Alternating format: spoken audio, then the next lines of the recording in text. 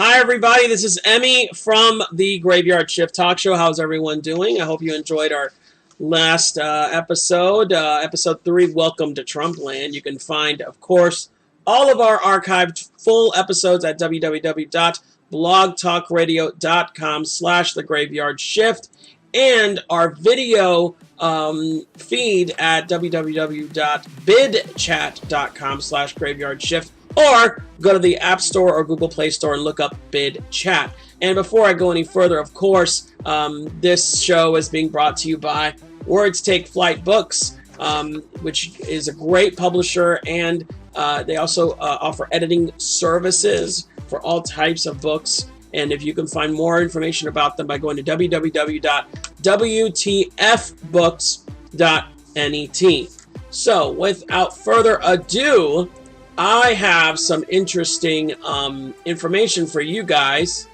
that I wanted to share with you. The Oscars are coming up. In fact, the Oscars are going to be coming up very soon, actually. February 26th at 7 p.m. Eastern Standard Time at, I believe, ABC, if I'm not mistaken. And they just released, I got it right here, the list of nominees. Now, of course, it would take me forever to go through every single category. So what I did was I basically stuck to the Best Picture nominees because I know that's one of the most popular listings. So here we have it. So the first nominee for Best Picture is Arrival, which, you know, takes up the whole thing. Excuse me. So in the film Arrival, linguistics professor Louise Banks, played by Amy Adams, leads an elite team of investigators when gigantic spaceships land in 12 locations around the world. As nations teeter on the verge of global war, Banks and her crew must race against time to find a way to communicate with the extraterrestrial visitors.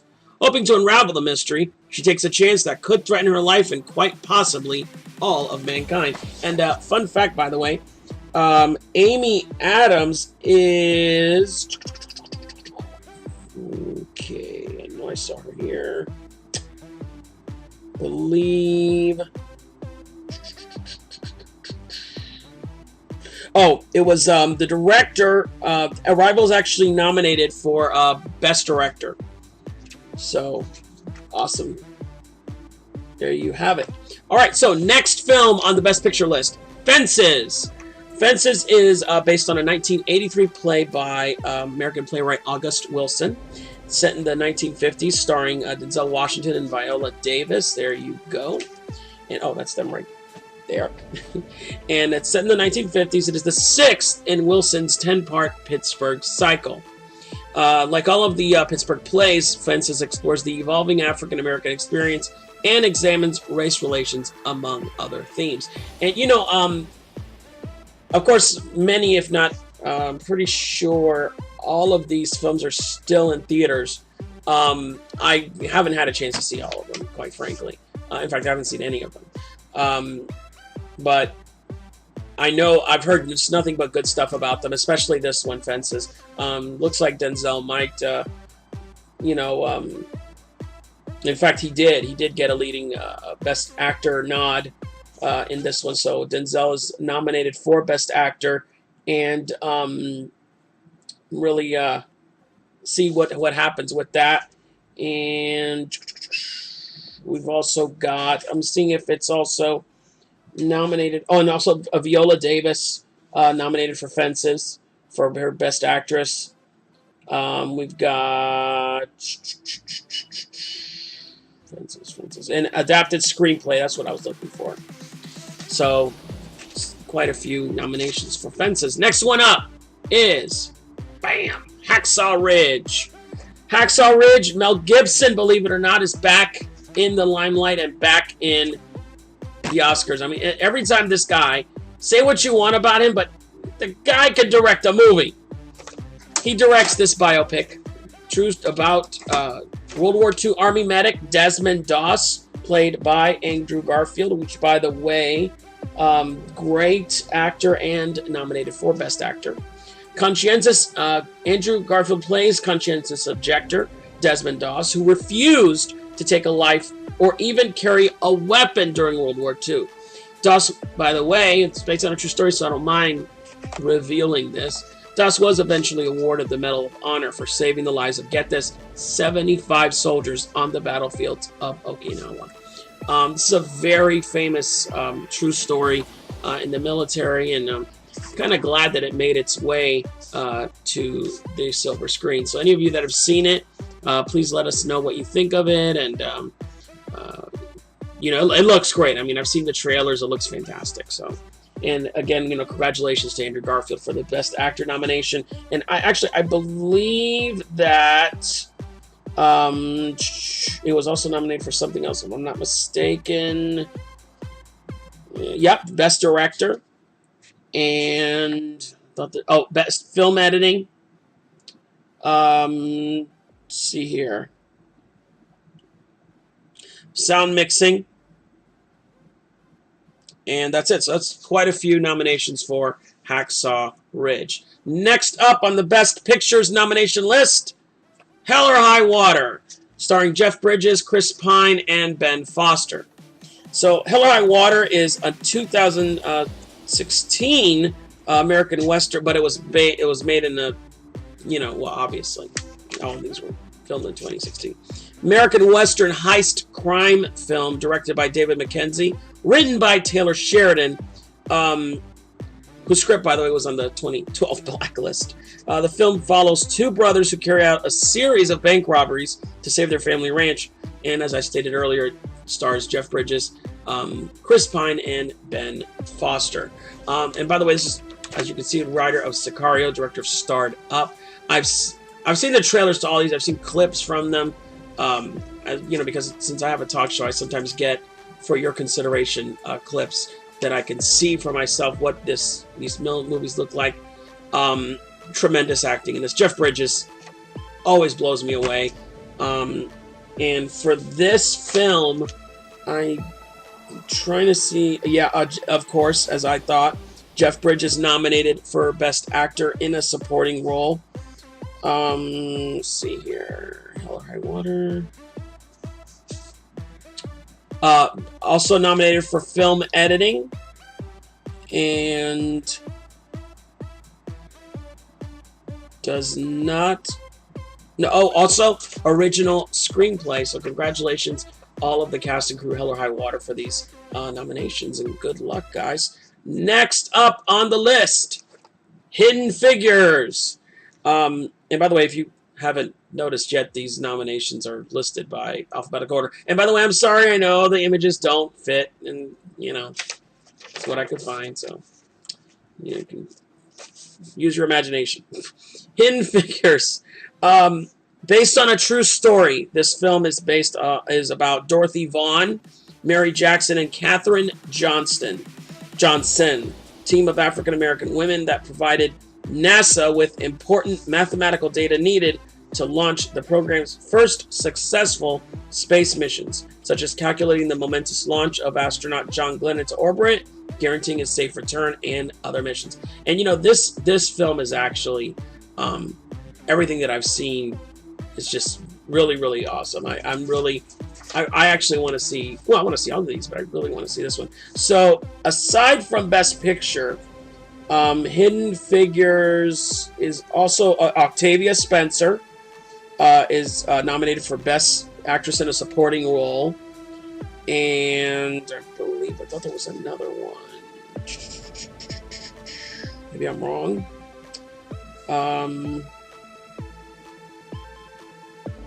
I thought so. And also Adapted Screenplay. So there we have it.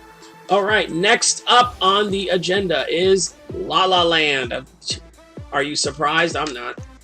La La Land. In La La Land, Sebastian and Mia, played by Ryan Gosling and Emma Stone, are drawn together by their common desire to do what they love. But as success mounts, they are faced with decisions that begin to fray the fragile fabric of their love affair. And the dreams they work so hard to maintain in each other threaten to rip them apart. If that sounds like a musical, it is. And for those of you who haven't seen this movie, I I've seen so much of it that I feel like I've seen it. It's very, very... It kind of draws you back to the movie, the big-time movie musicals of the 50s and the 60s. It has a very grand feel to it, a very big movie musical feel to it. If you haven't seen it yet, highly, highly recommend it. Next up, oh, wait a minute. Before I go any further, I'm doing it for the other ones. Wouldn't be fair. In this particular movie, La La Land, Ryan Gosling is nominated for Best Actor in a Leading Role. And Emma Stone nominated Best Actress in a Leading Role. Let's see. Best Cinematography, I'm not surprised. Best Directing. What else? What else? I know there was another one. Oh, Best Film Editing. Original Score. Awesome job on that, because you know what it is to come up with brand new songs, brand new everything in a movie musical, not only to get it nominated for Best Film, or excuse me, not only to get it nominated for Best Original Score, but also Best Film. That's not easy. Let me see. Best Production Design and Sound Editing, Sound Mixing, and Best Original Screenplay. So that's quite a lot of nominations. Next up, Lion. Roar. Wow, just kind of took up my whole screen. In this adaptation of the memoir A Long Way Home by Saru Brierley, a 5-year-old Indian boy is adopted by an Australian couple after he gets lost in Calcutta. Years later, he struggles with his memories of his birth family and decides to begin a search for them. Now, Dev Patel, that's him right there, stars as the adult Brierley in this drama, directed by Garth Davis, Nicole Kidman, Nicole Kidman, David Wenham, and Mara Rooney co-star. And by the way, let me see. Dev Patel is nominated for Best Actor in a Supporting Role. And Nicole Kidman, of course, nominated for Best Actress in a Supporting Role. It's also nominated for Best Cinematography and Best Original Score, and also Best Adapted Screenplay. Next up, Manchester by the Sea. Now, this particular movie has a little bit of a surprise, but I'll keep that until the end. In this film, a hardened handyman named Lee, played by Casey Affleck, in a astounding performance, possibly, quite frankly, that's him right there. He returns to his hometown of New England after the death of his brother, played by Kyle Chandler, to care for his 16-year-old nephew, played by Lucas Hedges. But his arrival also uncovers his checkered past. Soon, Lee, once again, Casey Affleck, comes back into contact, sorry guys, I have a cold, with his estranged wife, played by Michelle Williams, as he deals with life in his tight-knit former community. And Kenneth Lonergan directed this family drama. And before I read this, you're going to see what the surprise is. So here we go. Manchester by the Sea nominated for Best Picture. Casey Affleck as an actor in a leading role. Excuse me. Lucas Hedges nominated for Best Actor in a Supporting Role. Michelle Williams nominated Best Actress in a Supporting Role.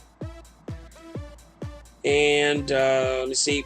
Also nominated Kenneth Lonergan for Best Director. And let me see. I know there's more. Okay, I might be wrong about that. Ah, I knew it. And also nominated for Original Screenplay. And with all of those, you would think not, but Manchester by the Sea, according to several entertainment websites, has the most nominations. Moonlight is the last on our list for Best Picture. In Moonlight, well, his nose takes up the majority of the screen. Sorry about that, buddy. In Moonlight, it charts the life of a black gay youth named Chiron, I hope I'm saying that name right, as he grows up in a rough neighborhood in Miami. In the first segment, Chiron is a 10-year-old nicknamed Little, played by Alex Hibbert, who is taken in by a kind-hearted Cuban drug dealer, Mahershala Ali. Well, that's the actor that plays him. And his girlfriend, played by Janelle Monáe. In the middle installment, a teenage Sharon, played by Ashton Sanders, explores his sexuality as he falls in love with a close friend. The final chapter follows Chiron in his 20s, who's played by Trevante Rhodes, which I believe is this guy here, as he reconnects with faces from his past. This film was directed by Barry Jenkins and was adapted from a short play called In Moonlight, Black Boys Look Blue by Terrell Alvin McCraney. And this particular film, let me see here. Mahershala Ali is nominated for Best Actor in a Supporting Role. Naomi Harris nominated for Actress in a Supporting Role. Best Actress in a Supporting Role, excuse me. Moonlight's also nominated for Best Director, Best Film Editing, Original Score, and Best Adapted Screenplay. So, there you have it. Those are the nominees for Best Picture for 2017. So, if you want to know more about the Oscars, you want to learn all the other categories we've got. In fact, actually, I don't mind telling you the rest of the categories, or at least the names, the names of the categories. You got, Best Picture already, you know that. Actor in a leading role, actor in a supporting role, actress in a leading role, actress in a supporting role, animated feature film, which, if you're just curious about that, Kubo and the Two Strings, very happy about that. Moana, that's a given. My Life as a Zucchini, awesome. The Red Turtle, and Zootopia. So we've got 2 Disney movies in Best. That looked like I was giving you all the finger there. Look at 2 Disney movies. Cinematography is another category. Costume design, director, Best Director. Best Documentary Feature. Best Documentary Short Subject. Best Film Editing. Best Foreign Language Film. Makeup and Hairstyling. Best Original Score, Best Original Song, and I know a lot of you are interested in that. So Best Original Song, Audition, The Fools Who Dream, that's from La La Land. Can't Stop the Feeling, from the movie Trolls. City of Stars, La La Land. The Empty Chair, Jim, from the James Foley story. And How Far I'll Go by Moana, which, by the way, How Far I'll Go, written by Lin-Manuel Miranda. So this is going to be one hell of a fight for Best Original Song. Unfortunately, I'm not permitted to play anything of those songs. I actually looked it up. I was going to do a little short of the Best Original Song, but not permitted, even with fair use. Next up is Production Design, Animated Short Film, Live Action Short Film, Sound, and these are, given. Sound Editing, Sound Mixing, Best Visual Effects, and Best Adapted Screenplay, and Best Original Screenplay. Okay, so there you have it. Hope you guys enjoyed the categories and the nominees for this year. Congratulations to all of those nominated.